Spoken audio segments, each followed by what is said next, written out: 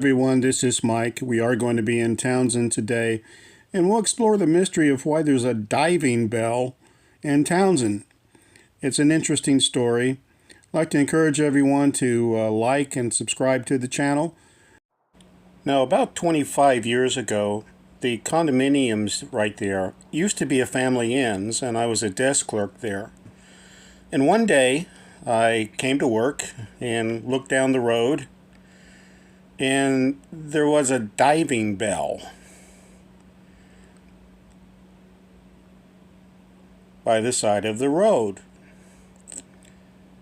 And of course, you live in a tourist area, you're used to seeing unusual things, but I had no explanation for why there was a diving bell there.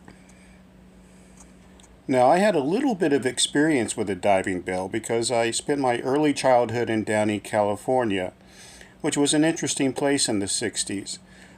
Downey gave us the Carpenters, very popular musical act. The lunar lander was built in Downey, California. And Downey was home to the very first Taco Bell, which was founded and named Taco Bell because of Glenn Bell, the Taco Bell founder. But most importantly, Downey created the coffee table that was on the Carol Burnett show. I know that because my dad worked for the furniture company that manufactured the coffee table, and we had the exact same coffee table. So it was very exciting to watch Carol Burnett. Downey was also very close to Disneyland and Knott's Berry Farm, another great amusement park in the area. But one of my favorite amusement parks, even with Disneyland and Knott's Berry Farm, was the Long Beach Pike in Long Beach, a more kind of a carnival amusement park. Had great roller coasters and some really good dark house rides too. Now, Long Beach Pike shows up in a lot of movies and TV shows from around that time. It closed down in by 1980, but they also had a diving bell there called Sharks Alive, and you would go down there and sure enough, there was a shark tank. Thing I really recall, and this is probably because that movie 20,000 Leagues Under the Sea had just come out, was the diving bell. And I really wanted to go on the diving bell. That just seemed like that was like being in that movie. So I went on that thing, and they was just amazed that, the water didn't rush in, and the air was trapped in there, and we got to, sit under the sea, although we felt like we were going down, 100 feet or something. So that was pretty exciting for us. Yes, when I was a child, my parents lowered me down into a tank of sharks and a diving bell that looked like a minion.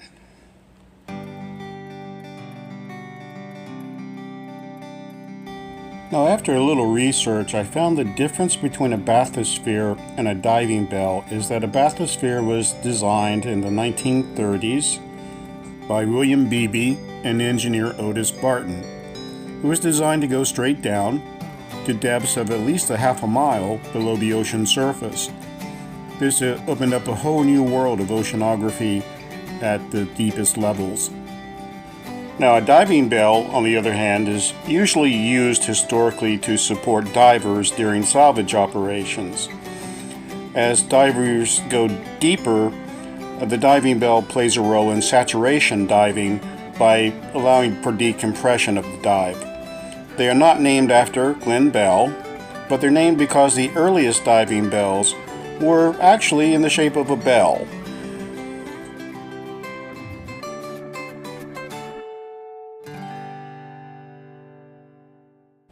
But before we discover how the diving bell got here, let's visit the Townsend Coffee House.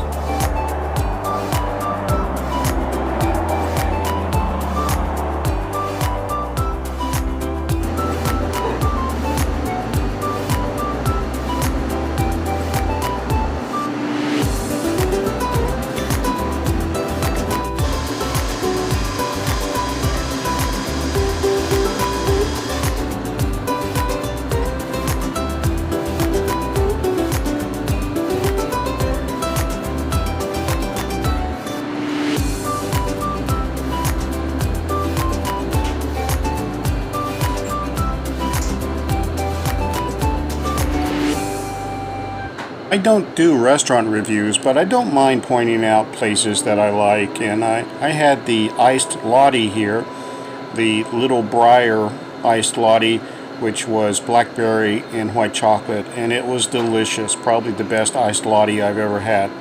So if you're in Townsend, this is a great place to visit. Lots of little knickknacks and souvenirs here, some games, puzzles. Great place to come in during the summer when there's festivals in town. Had a really good time here. Now, our Townsend diving bell was once the property of Oceaneering International, one of the world-leading companies in deep-sea salvage and supporting oil drilling operations offshore. The company started out as Worldwide Divers in 1964, and it was founded by two University of Tennessee grads, Johnny Johnson and Mike Hughes. Through a series of mergers over the years, the company expanded and ultimately became Oceaneering International.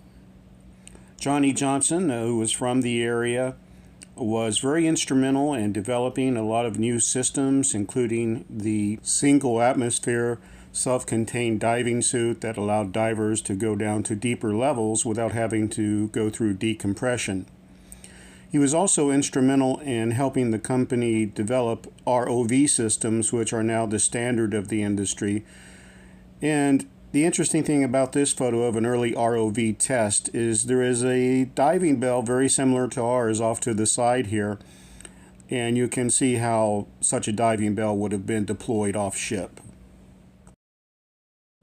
Johnny Johnson retired to Blount County around the year 2000, and he brought the diving bell, I guess, as a memento of his time as a diver.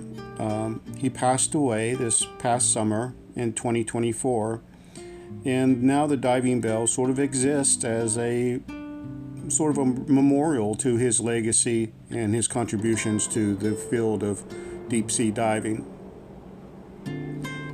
If you come to Townsend and you walk around the walking trail or bicycle down many of the bike trails here, you can visit the diving bell.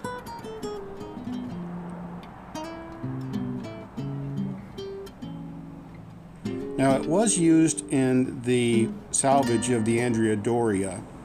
The Andrea Doria was an Italian cruise ship that was built in commissioned in 1953. It sank in 1956 as a result of a collision with a Swedish passenger ship, the Stockholm.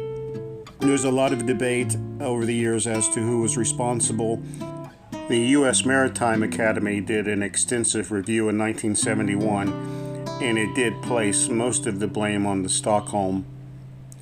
Now, the Stockholm had an ice cutter bow, and it sustained some damage, but it stayed afloat. 5 people were killed aboard the Stockholm. But the Andrea Doria, which was effectively rammed, went down within the day. There were over 1,700 passengers aboard the Andrea Doria. 46 were killed in the collision. But remarkably, even though the ship could not launch its port lifeboats, as you can see in this photo, over 1,600 of the passengers were saved. The U.S. Navy escort destroyer, the USS Edward H. Allen, assisted in the rescue. It was a John C. Butler escort destroyer, and it was awarded the Italian Legion of Merit for its assistance to the Andrea Doria. The Andrea Doria sank in 160 feet of water off the coast of Nantucket. It is reachable by divers using saturation decompression diving techniques. In 1981, our diving bell took part of a salvage operation that did recover a safe from the ship. It did contain a lot of banknotes. China and banknotes are very valuable from the ship, mostly because they're sold at auction. People want to have mementos of the disaster, and they bring a pretty decent price.